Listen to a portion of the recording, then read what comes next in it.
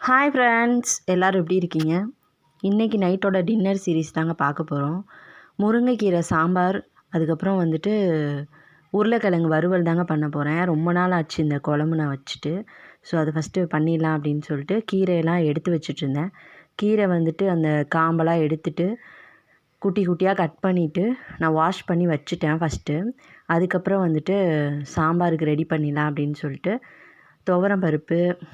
துவரம்பருப்பு கொஞ்சம் நேரம் ஊற வச்சுருந்தேன். ஸோ அதை நல்லா வாஷ் பண்ணிவிட்டு குக்கரில் எடுத்து வச்சிட்டேன்.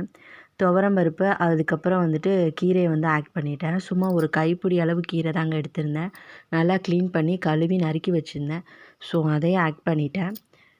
அதுக்கப்புறம் வந்துட்டு ஒரு 10 சின்ன வெங்காயம் அதையுமே போட்டுட்டு, ஒரு தக்காளி, 2 பச்சை மிளகா, அதுக்கப்புறம் பார்த்திங்கன்னா கொஞ்சமாக சீரகம், அதுக்கப்புறம் மஞ்சள் தூள், அதுக்கப்புறம் பார்த்திங்கன்னா கொஞ்சமாக உப்பு,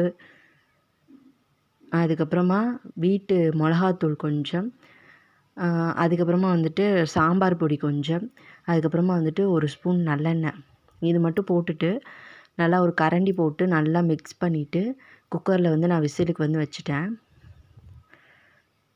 நல்லா மிக்ஸ் பண்ணிவிட்டு பெருங்காயத்தூள் ஆட் பண்ணிட்டேன். இது எல்லாமே போட்டுட்டு நல்லா மிக்ஸ் பண்ணிவிட்டு ஒரு குக்கரில் வந்து நல்லா மிக்ஸ் பண்ணிவிட்டு குக்கரில் வந்துட்டு விசில் போட்டு வச்சிடலாங்க. நான் வந்துட்டு என்னோடய குக்கரில் 2 விசில் வச்சுட்டேன். அப்போ தான் பருப்பு நல்லா குழஞ்சி வேகும். உங்களோட குக்கருக்கு ஏற்ற மாதிரி நீங்கள் விசில் வச்சுக்கோங்க. அதுக்கப்புறம் கிச்சன்லாம் க்ளீன் பண்ண ஸ்டார்ட் பண்ணிட்டேன். பருப்பு வந்து ரேஷனில் வாங்கிட்டு வந்து ஒரு 2-3 நாள் அப்படியே இருந்தது கவரில். ஸோ அதை வந்து எடுத்து வச்சிடலாம் அப்படின்னு சொல்லிட்டு பருப்பு போடுற டப்பாவில் வந்து கொட்டி எடுத்து வச்சுட்ருந்தேங்க. நாங்கள் ரேஷன் பருப்பு தான் யூஸ் பண்ணுவோம். ரேஷன் பருப்பு போக பத்தலை அப்படின்னு சொல்லினா தான் கடைப்பருப்பு யூஸ் பண்ணுவோம். நீங்கள் என்ன பருப்பு யூஸ் பண்ணுவீங்க அப்படின்னு சொல்லிட்டு மறக்காமல் கமெண்ட் பண்ணுங்கள். அதுக்கப்புறம் வந்துட்டு பொட்டேட்டோ வந்து ஃப்ரை பண்ணிடலாம் அப்படின்னு சொல்லிட்டு பொட்டேட்டோ வந்து க்ளீன் பண்ணி எடுத்து வச்சுட்ருந்தேன். ஒரு பெரிய சைஸ் பொட்டேட்டோ, ஒரு 3 பொட்டேட்டோ இருக்கும், கட் பண்ணி வாஷ் பண்ணி எடுத்து வச்சுட்ருந்தேன். என்னோடய பொண்ணு பாருங்கள், நானும் பொட்டேட்டோ வந்துட்டு ஸ்க்ராப் பண்ணுறேன் அப்படின்னு சொல்லிட்டு அதை எடுத்து வச்சுட்டு அந்த சீவுற அந்த ஸ்டீல் அதை எடுத்து வச்சுட்டு உருளைக்கிழங்கு ஒரு பொட்டேட்டோ வந்து எடுத்து வச்சு விளையாண்டுட்டு இருந்தேன். இது கேட்டால் க்யூட் ஸ்மைல் வேறு.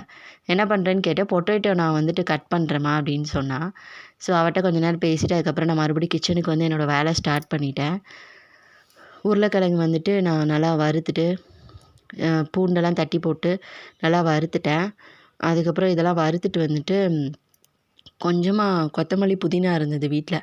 ஸோ அதை வந்துட்டு கொஞ்சம் துவையல் மாதிரி அரைக்கலாம் காரமாக அப்படின்னு சொல்லிட்டு கொத்தமல்லி எல்லாமே கட் பண்ணி தேங்காய் எல்லாமே போட்டு கடலைப்பருப்பு எல்லாமே போட்டு நல்லா வதக்கி அதையுமே